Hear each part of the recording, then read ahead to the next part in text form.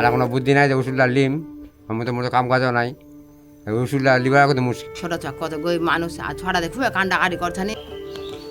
নুন্নবীর স্বপ্ন ছিল, তার বাবার স্বপ্ন ছিল যে তাকে মাদ্রাসায় পড়াবে, সে কোরআনের হাফেজ হবে, তার বাবা মার পাশাপাশি এলাকার মানুষের জন্য দোয়া করবে। কিন্তু নুন্নবীর পায়ে হঠাৎ করে একটি অংশে লাল হওয়া শুরু করে, এরপরে এই যে ডান পাটা কালো হয়ে যায়, অর্থাৎ এই অংশ থেকে এই নিচের অংশটা কালো হয়ে যায়।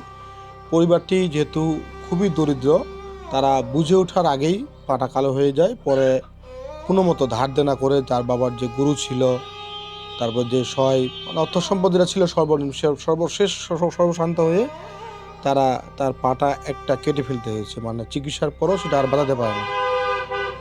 এখন যে সমস্যায় আছে নুন্নবী, সেটা হলো যে তার চিকিৎসার মূলত খরচ দরকার। এখন যে ওষুধ খাবে, এই ওষুধ খাওয়া নিয়ে অনিশ্চয়তা রয়েছে। এর বাইরেও 21 দিন পর তাকে ডাক্তার 3টা টেস্ট দিয়েছে, এই টেস্ট করতে হবে। করার পরে তাকে আবার তার ঘায়ের কী অবস্থা, পায়ের পরবর্তী কী অবস্থা সেটা দেখাতে হবে। কিন্তু সমস্যাটা হচ্ছে যে সে যে এখন এই পরীক্ষা নিরীক্ষাগুলো করাবে, নিয়মিত যে ওষুধ খাবে, সেই অর্থ সম্বল তার বাবার আর নেই। নিরুপায় এখন তাই পরিবারটি। কিন্তু ওষুধ না খেলে কী হচ্ছে ভাইয়া? ওষুধ না খেলে ব্যথা করে। ব্যথা হয় প্রচণ্ড। আর এমনি শুয়ে থাকতে ঘুম হচ্ছে তোমার? না, ঘুমও হচ্ছে না। নুন্নবী মূলত ভয়ে অনেকটা ভীত সন্ত্রস্ত, কারণ যেহেতু আপনারা মানে যখন আমরা কল্পনা করি যে আমার একটা শরীরে একটা অঙ্গ নেই, কিন্তু সে সচক্ষে দেখতে পাচ্ছে যে আমার একটা অঙ্গ নেই। মানে এইরকম এই বয়সে এত বড় একটা চ্যালেঞ্জ, এত বড় একটা অবস্থা নিয়ে তার যে মানসিকতা, সে কিন্তু কথা বলার ভাষা হারিয়ে ফেলছে। আমরা নুন্নবী বাড়ি হচ্ছে আমাদের বালিয়াডাঙ্গি, ঠাকুরগাঁর বালিয়াডাঙ্গি উপজেলার বড়বাড়ি ইউনিয়নের রূপগঞ্জ, এটা ডুয়াডাঙ্গি বলে।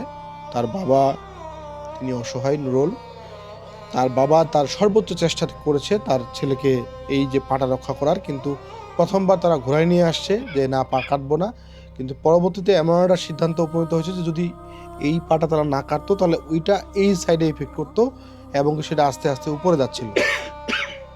তো আমরা চাই যে আপনারা যারা মানবিক, আমরা মানবিক কাজগুলো করতেছি যেহেতু, তো আপনারা নুন্নবীর জন্য কিছুটা হলেও আপনারা সহযোগিতা করবেন, যাতে তার পরবর্তী পরীক্ষা নিরীক্ষা এবং ওষুধ, আর আপনারা জানেন যে একটা কৃত্রিম পা লাগানো যায়, কেউ যদি ওই কৃত্রিম পাটা আমাদেরকে দেন তাহলে আমরা খুবই উপকৃত হব। কারণ আমরা চাই নুন্নবী আগের মতো করে হাঁটুক, স্বাভাবিক, সে আবার মাদ্রাসায় যাক।